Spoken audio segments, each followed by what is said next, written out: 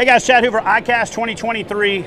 I am in the Native booth with none other than Mr. Greg Blanchard, the man when it comes to the Titan X 12.5. Is it true that you have more time in this boat than anybody else on the planet? That is true. That's a true statement. That's true. All right. That's true. So listen, right now this is the talk of ICAST, okay? Everybody starts to leak their stuff out ahead of time, and then you kind of get a feel for what the public thinks. I don't know that I've been more excited about any fishing kayak at ICAST that I can remember, ever. Every year I do a best of show, and the one thing I'm trying to avoid with this boat is making up my mind that this is best of show before I even really look at it. And so what I'm gonna do is, and you guys are gonna have a hard time believing this, I'm gonna shut up and I'm gonna let you take us from the bow to the stern, talk about what goes into the boat, what went into the boat, the thought process behind the features, how this boat's rigged. And if you wouldn't mind, Greg, along the way, talk to us a little bit about what you're gonna do to your version of this boat. Are you gonna put a bow mount, a stern mount? Are you gonna put dual graphs? So the floor is yours, my friend. Titan 12.5 with the man himself, Mr. Blanchard. So Greg, take it away, man. Well, appreciate you having me on. Yeah, like you said, this boat is exciting. When I first saw it the other day, I was, it had that wow factor for sure. Something totally different. And this, everyone knows this in the kayak fishing world, I think, that boats are, kayaks are evolving. You can have whatever you want on a kayak essentially now. And really what I like about this boat is it allows you to do that. You don't have to go fancy or DIY stuff. It really allows you to put motors on the front, on the back, like you said, dual Garmin's, so many options. Now, Greg, when you say allows you to put, I think you're underselling it a little bit. Most boats will allow you to some way, shape, form, or fashion. This one's ready, right? Ready to go, yeah. Bow mount ready and stern mount ready. Is that correct? Exactly. So starting right here, we got the motor guide. It comes with a plate already installed, so you can put this on super easy. You're no longer drilling into your kayak, so quick release on these guys. And if you want one, you can get one. If you don't want one and just want the stern, you can do that too. Or if you just want to pedal it. Yeah, or if you want to pedal it, you can even paddle it if you want to paddle it. It actually paddles pretty good. Nice. So I think that's a good feature to have nowadays with kayak fishing and especially tournaments. Another thing that's pretty cool about this boat are these power links right here. These are plates. These are removable plates all throughout the boat. So you're no longer drilling into your boat for wiring, all that crazy stuff. These actually are removable. If you goof up, you want to change it out, you just change the plate, and it allows you to have a lot of different wiring options at the ready. So again, there's 4 of them throughout the boat, 1 here, 2 on the side, and 1 in the stern. So good placement for all those. So go ahead and pop this hatch open. Let us see what's going on inside here, because a lot of times we say big hatch with a lot of storage, but let's look at it on this one. Yes. So one thing that is a lot different than previous models is a bigger hatch. I think with motors, graphs, our batteries are getting bigger, so you need more storage space for batteries. So it allows you to do that. This is a removable bucket too, so I got to keep mention of that. Another way you can access the inside of your kayak for wiring, stuff like that. But essentially we got some battery storage right here. I think this is a 54 amp hour, so good sized battery. But for the purpose of this video, to point out to a lot of folks, this battery is running these graphs, and then because of the power link system, you're running your power from your motors back to a bigger battery in the back. We'll talk about that, but again, a couple areas or storage options for batteries. But no, this is a good size front hatch. I think one of the cool things about this boat are the details. So you can see for this, the wiring right here, it actually has a little recessed area with a little gasket. So when you close this thing, your wiring's coming out nice and flush, but you're still watertight. And of course, we've got our graphs right here. So just the little things about this boat that are well thought out. You can even see on the sides the drainage. So if this water takes on, on the bow, then it'll drain right off the boat.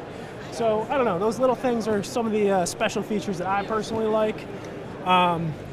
I guess we can go to the graphs? Yeah, let's talk about the graphs. So another thing, again, optional. Some people might want dual graphs, maybe one, maybe none. But again, the option is there. One thing I really like about this boat is the forward-facing gear tracks.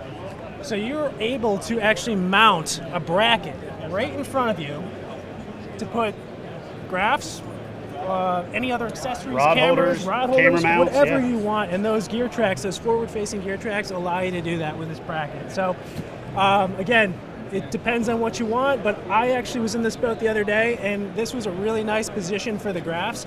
I think personally, I probably will put my graphs in front of me like this. I'm typically one that has it on the side, and I'm wiggling it with my hand all the time. I'm looking down.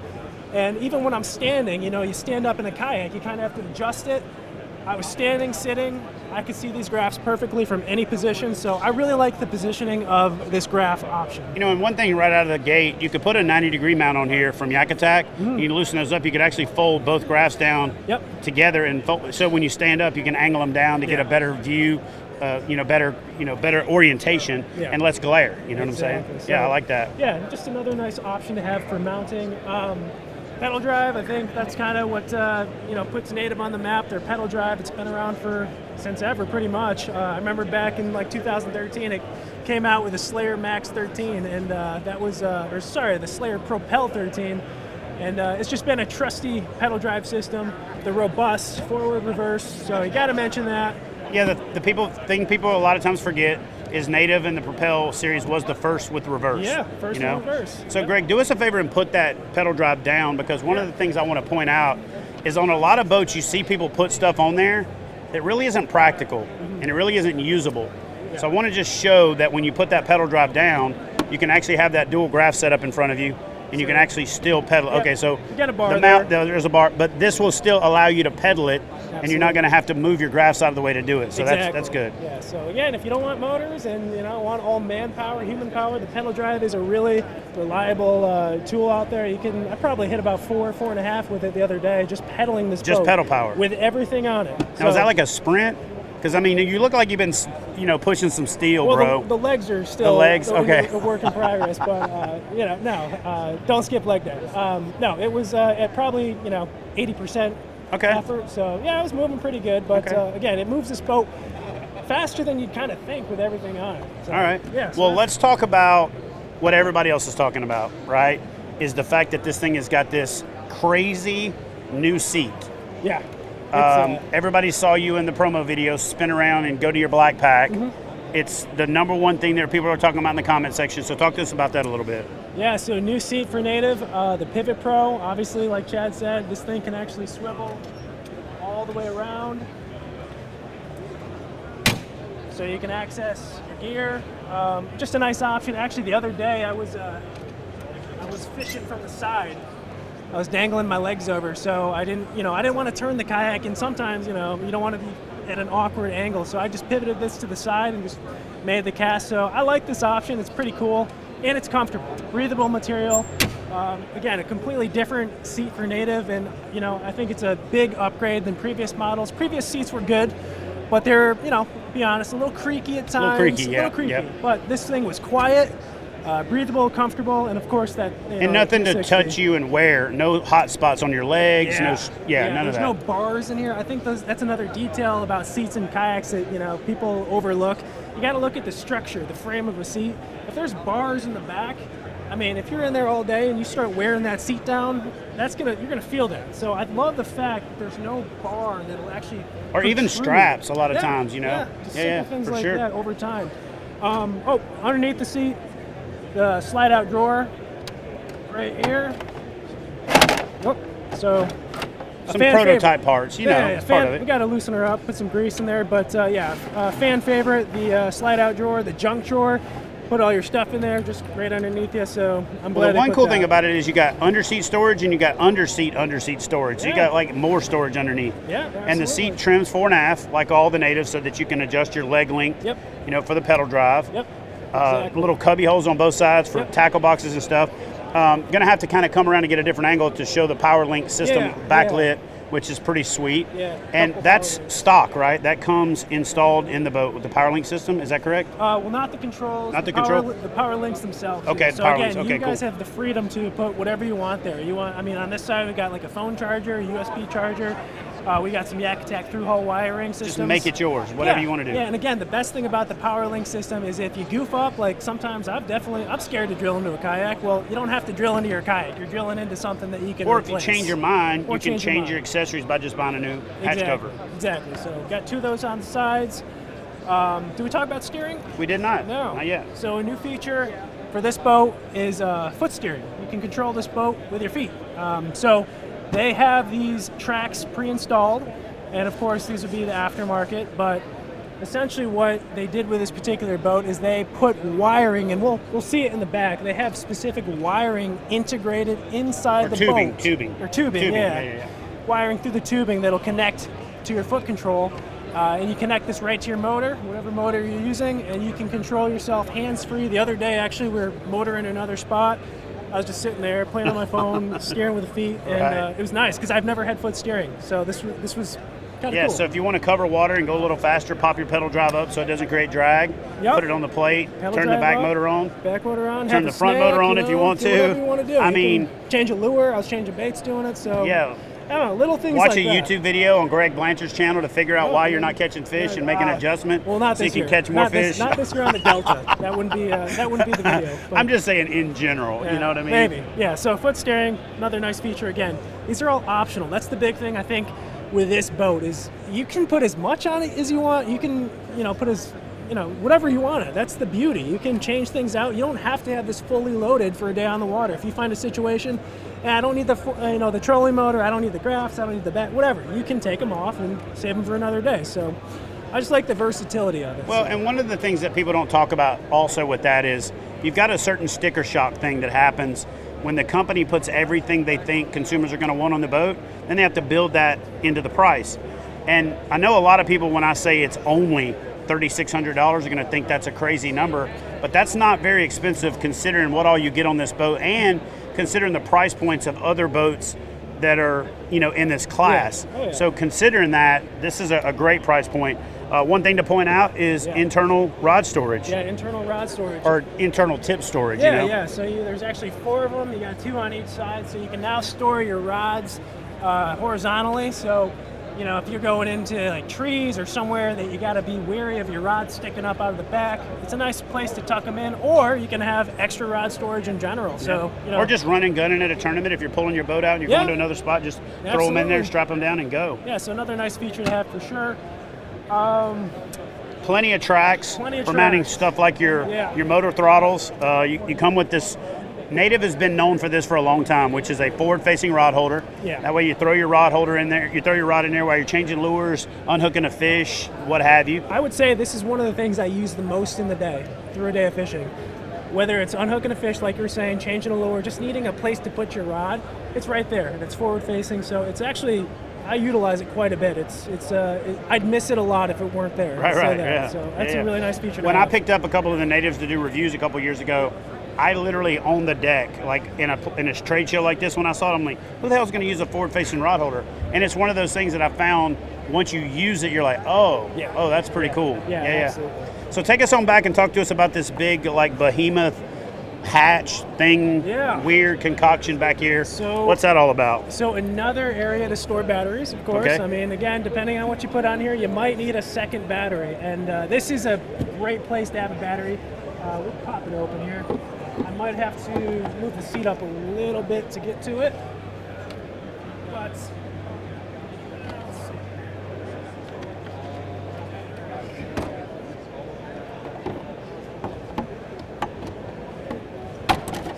alright, we'll put that there. So I think the big thing with this is they actually put this a little bit further recessed in the boat. So it really helps balance the boat, the center of gravity. It's not super high and that your boat's not tippy.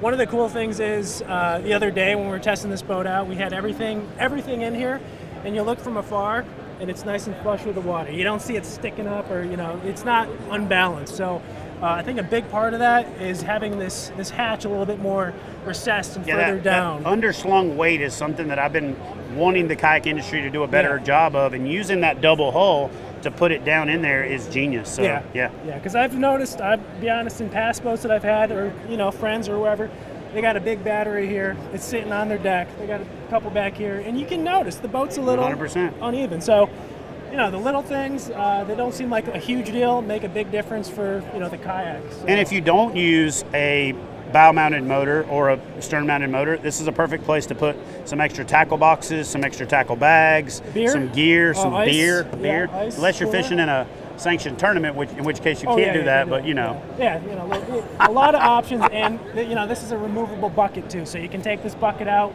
access the inside of your kayak as well. So it's there's other purposes as well. So Another area. That's good. And it's one of those things you can configure the boat the way you want to. You might want to slide the sidekick to the back to where you can come in from the front, put it in the forward so you can come in from the back like they did here. Yep. Just a ton of options. Yep. So this tank well almost makes a 16 by 16 Yak Attack Black Pack Pro look small. Yeah. So talk to us a little bit about this tank well. Yeah, so clearly it's got some size. It's big. You got, you can put any black pack, of course, back here. You can put a cooler back here, a dry bag, anything you want. We have so much more space, but yeah, this is just a really good area to throw, your tackle boxes. Of course, right here we've got the black pack. Good bungee system. I think one thing that Native's always done well with is having good bungee systems, and you can secure your stuff down pretty good. They're adjustable on the gear tracks, so you can actually adjust where your bungees are tied down to. But yeah, a lot of space back here, so that's, of course, a nice feature. A couple more rod holders as well, so we got some rear-facing rod holders built in. More gear track. Paddle holders. We've got the paddle holders on a Yak Attack. I think that's a Mighty Mount with a new... Mighty Mount XL. Yeah, new paddle clip. So you wouldn't think you need paddles for this boat, but when you don't bring them is when you're going to need them. Absolutely. So you got to have it with you. Yeah, so a good way to have them And to tucked be away. legal, in most places, you also have to have the paddle, even if you're in a motorized or pedal-driven kayak, because those things can fail. Yeah. So take us back here to this big old booty on this thing and talk us through the stern. Yeah, it's a big old booty for sure. It's a lot of stuff. We know that. We can see that. But again, I sound like a broken record. You have options. You don't have to have this, or you can if you want it. So right in the center, we've got a motor. The rear motor, of course, is the NK300, 3 horsepower. I was putting this thing to the test the other day, and this thing moves. I think I was going at least 5.5 miles an hour with this on full throttle.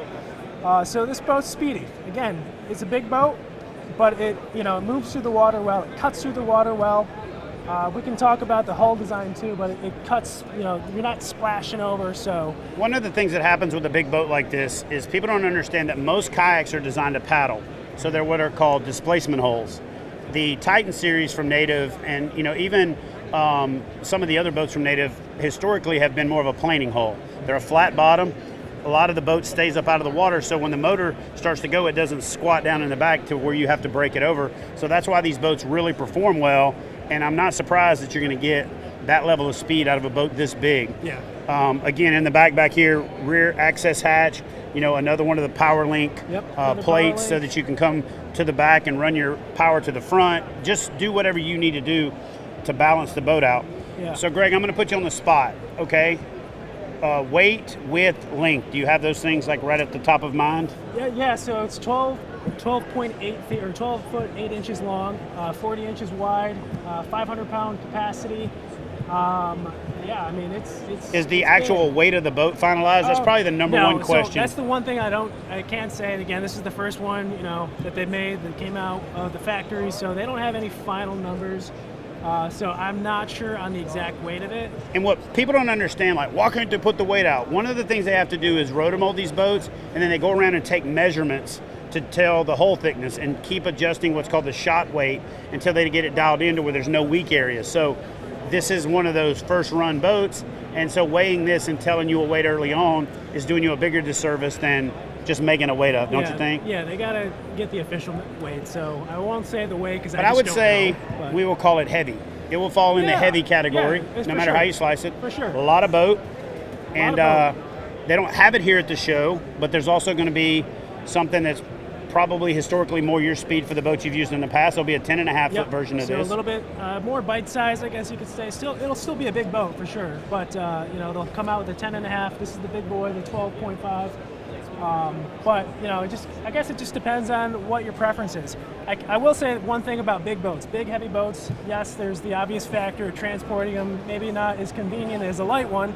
But when you're on the water in a big boat and it gets windy, rough, choppy, and you feel good, you don't feel like you're going to flip, that's a nice feeling to have. I call it the wow factor. It's the weight on the water, because once you get it to the water, it weighs nothing. Yeah. But a lot of times you're like, wow, I'm so much more comfortable in this thing.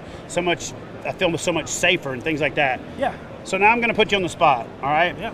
So of these two boats, which one do you think will be the primary boat that you fish out of in your arsenal? And what do you see as your configuration? Will you be doing a bow mount? Will you be doing a stern mount motor? Will you stick with pedals? You're going to do a little of all of it. So you did put me on I the need spot. the Greg Blanchard version of Titan X moving forward. What's your call? You know, I have the Titan 10.5 right now. I really like that size. Can I get both? Am I allowed? Yeah, no, I'm asking you. It's your call. I'd like to have both, but I think probably for me, realistically, I'll get the 10.5. I'm going to certainly try both. As far as what I'm going to put on it, I'm used to a rear motor. I love a rear motor. I love going, you know, and again, I'm not using this all day. I'm just going from point A to point B, across the lake, get me to a spot fast. So definitely a motor. You know, when we took this out the other day, I had actually never used a lot of these, accessories. I'd never used power poles. Well, I used them the other day. I liked them. So, I mean, I used the trolling motor for the first time the other day. It was nice. So, I think it'll just depend on, experimentation. I won't shy away from anything, but I will have to kind of get it dialed and, fine tune it just like everyone else will. I think every one of these boats that come out, everyone will be different. There will be different variations of accessories, power poles, motors, graphs. But for me, again, it'll be just kind of depends on what I like out there. I got to try it first. So odds are you're going to try both of them. I'm going to try both. Each will have a spot in your arsenal. I'm going to try both. I'm going to go all out. I will load it up as much as I can. See how I like it. See just how it performs on the water. How I fish out of it. I got to catch fish too. I got to make sure I'm still catching fish, and we keep that in mind. But it'll just be experimentation and see that fine balance of gear and then just catching fish. So the thing that I like about this boat is the way you mentioned it, is with this stern-mounted motor and the fact that you've got the pedal drive. This is your outboard. That's your trolling motor. Your pedals are. Absolutely. But I will say this: for years and years, people have asked me to do a bow mount and stern mount allowance for KBF, and the reason that I've avoided that is none of the boats are rated for it. Right? They're not tested that way. They're not designed that way. And I feel like this boat is the first boat that's truly rated, designed, outfitted to handle the weight of both a stern mount and a bow mount, the associated batteries that it's going to take to run both. Yep. So this may make us take a hard look at maybe even a platform-specific acceptance of two motors. Who knows? But This is definitely the first boat that I've seen that's done a really good job of making it ready to go out of the package. One more time, I'm going to put you on the spot, and then I'm going to let you go. All right. Before that, I do that. You guys go follow Greg Blanchard on YouTube. I'll put a link to his channel, or you just search Greg Blanchard. You'll find him.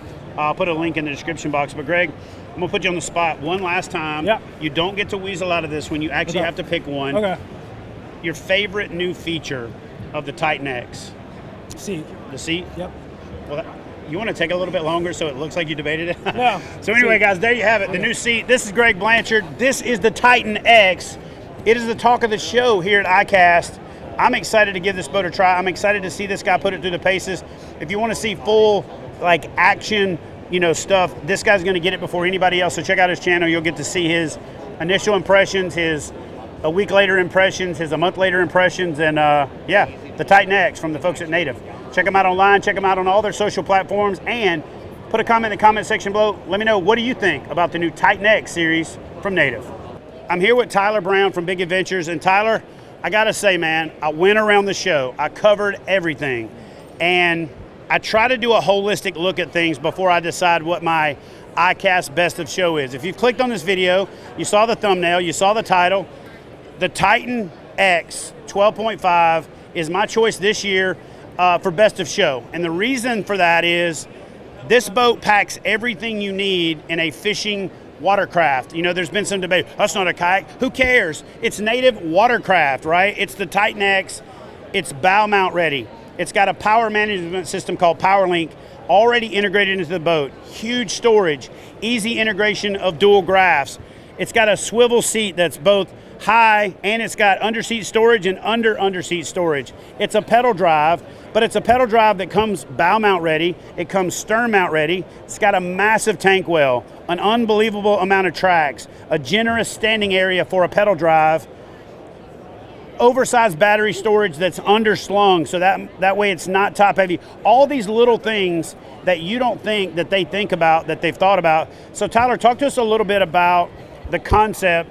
This is not a new platform. The Titan has been around, but the Titan X 12.5, and this is not a knock on any other Titan, but to me, this is the best packaging of features and layout and everything, not only in the Titan series, this is the best packaging of features that I've seen in a fishing kayak yet. So talk to us about that. Well, first off, really appreciate you coming over and talking about it so greatly. We're really excited about it. It took us a long time to get this developed. We worked with our pro team, we worked with our consumers, our dealers, to try to pull together what we think is the best kayak on the market, best watercraft on the market, if you will. So we're really excited about it. Like Chad said, we've developed in a lot of features that have made it really easy for the user to take this as far as they want to. They can keep it a little more simple and not add everything here, but it makes it really easy to get it done and add it for on the water. But the first pedal drive, or first big kayak in my opinion, that's bow mount and stern mount ready,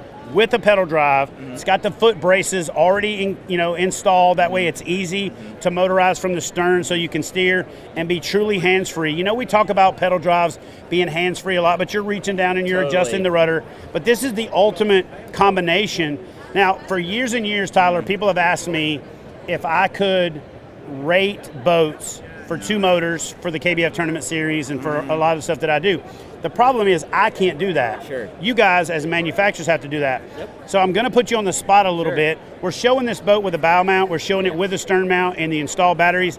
Is this boat, from Native's perception and from Native's standpoint, is it rated to hold both a bow mount and a stern mount? We've built in a bunch of capacity into this boat. We've made this hull so it can take both of that, and the angler and the gear. So we feel really confident in it. We're also working with the Coast Guard as well, and we're making sure that we're all set up for that.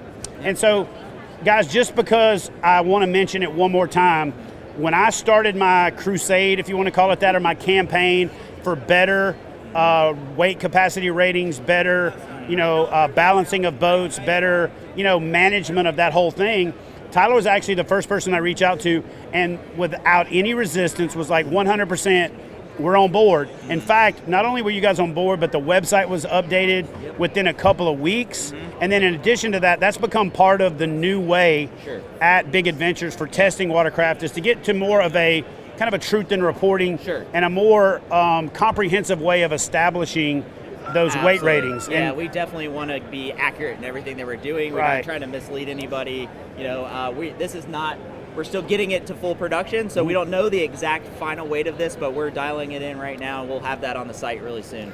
But right out of the gate, you can confidently say that this is I think, the first watercraft that will be rated for bow, stern, and pedal propulsion. Man, I feel really that's a win. About that. So guys, listen, I know a lot of you knuckleheads out there realize that I have a relationship as a bona fide guy with the folks at Big Adventures, and it's the same parent company.